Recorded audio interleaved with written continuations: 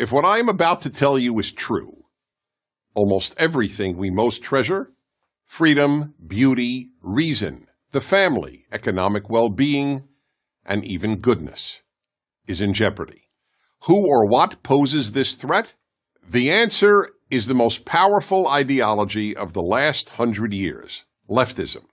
Not liberalism, leftism, or if you prefer, progressivism. Leftism destroys everything it touches. Here are just a few examples. 1. The universities. Perhaps the most obvious example, one that many liberals acknowledge, is the left's near destruction of most universities as places of learning. In the words of Harvard professor Steven Pinker, an atheist and a liberal, because of the left, quote, universities are becoming laughingstocks of intolerance, unquote. At almost every university, and now high schools and even elementary schools, students are taught to shut down, not debate, those who differ with them, and to rely on feelings rather than reason. 2. The arts. Throughout history, the primary purpose of art was to elevate people through beauty, artistic excellence, and emotional depth. To the left, the primary purpose of art, sculpture, and music is to shock. That's why so much contemporary art is meaningless and involves the scatological, meaning urine and feces. Yes, urine and feces. To give one of countless examples, in 2016, the Guggenheim Museum in New York featured a pure gold working toilet, which visitors were invited to use. The name of the exhibit was America, so one could literally relieve oneself on America. 3. Literature. The English department at the University of Pennsylvania replaced the portrait of the greatest English-language writer who ever lived, William Shakespeare, with a picture of a black lesbian poet. Why? Because he was a white European male. Leftist professors have replaced the pursuit of excellence with the pursuit of diversity. 4. Late-night television. In America, late-night television shows were completely apolitical. The hosts believed their role was to entertain viewers and offer them relief and laughter after a difficult day. No longer, you cannot watch late-night television if you just want to be entertained. Late-night TV is now left-night TV.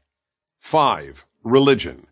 The left has ruined much of mainstream Protestantism and Catholicism and non-Orthodox Judaism, which are now little more than left-wing organizations with religious symbols. In many churches and synagogues, one is more likely to hear the clergy talk about political issues than about any other subject, including even the Bible.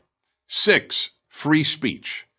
If there was anything virtually every American considered a bedrock value, it was freedom of speech. Yet the left is destroying even this unique American achievement. Almost half of America's young people say they believe in free speech, but not for hate speech. Yet the whole point of free speech is that it allows people to express any political or social position, including what any one of us considers hate speech. And hate speech now means any position the left differs with. 7. Race. America has become the least racist multiracial society in world history. On a daily basis, Americans of every race and ethnicity get along superbly. But the left constantly poisons young minds with angry diatribes about systemic racism, microaggressions, and white privilege. 8. The Boy Scouts. The left is destroying the Boy Scouts. They're not even the Boy Scouts anymore, they're just the Scouts. The left forced them to admit girls. Here's the thing about the left. It only destroys, it doesn't build. The Boy Scouts have helped shape tens of millions of boys into independent, strong, good men. So where's the left-wing version of the Boy Scouts? It doesn't exist. There is none. 9. Male-female. In some ways, scariest of all, the left is committed to ending male and female as distinct categories. Children are increasingly raised not to think of themselves as a boy or a girl. Teachers are told not to refer to their students as boys or girls, just students. In New York City, Parents do not have to check off male or female on their newborn's birth certificate. They can check off X. All this imposed gender confusion can only end up producing confused people and a confused society. So why does the left engage in so much destruction? Because it thinks America is essentially a bad country. But America is only bad compared to utopia. And the left is utopian. I'm Dennis Prager.